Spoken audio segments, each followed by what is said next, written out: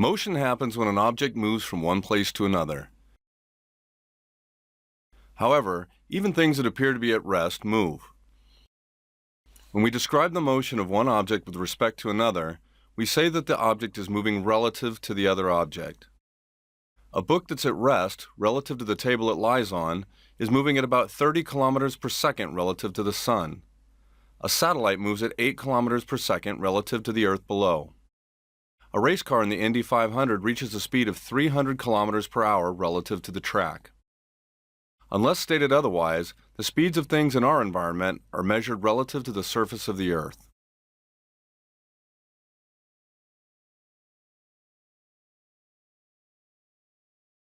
Before the time of Galileo, people described moving things as simply slow or fast.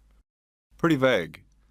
Galileo is credited as being the first to measure speed by considering the distance covered and the time it takes. Speed is how fast an object is moving. It's defined as the distance traveled divided by the time. Any combination of units for distance and time that are useful and convenient are legitimate for describing speed. Miles per hour, kilometers per hour, feet per second, furlongs per fortnight. In physics, we use the unit meters per second for speed. A car doesn't always move at the same speed. You can tell the speed of the car at any instant by looking at the car's speedometer. The speed at any instant is called the instantaneous speed. The speedometer gives readings of instantaneous speed in both miles per hour and kilometers per hour. In a trip by car, the car won't always be traveling at the same speed. The driver cares about the average speed for the trip as a whole.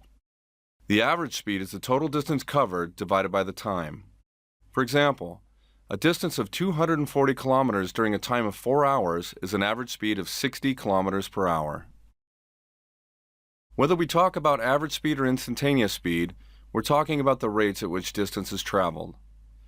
If we know the average speed and travel time, the distance traveled is easy to find.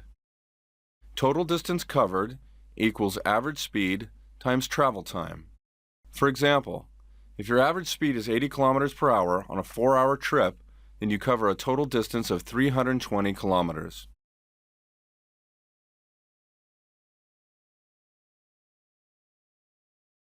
In everyday language, the terms speed and velocity mean the same thing. In physics, velocity is speed with direction. When we say a car travels at 60 kilometers per hour, we're talking about its speed. When we say a car moves at 60 kilometers per hour to the north, we're talking about its velocity. A quantity such as velocity that specifies direction as well as magnitude is called a vector quantity. A quantity that doesn't have a direction is called a scalar quantity. Speed is a scalar quantity. Velocity is a vector quantity.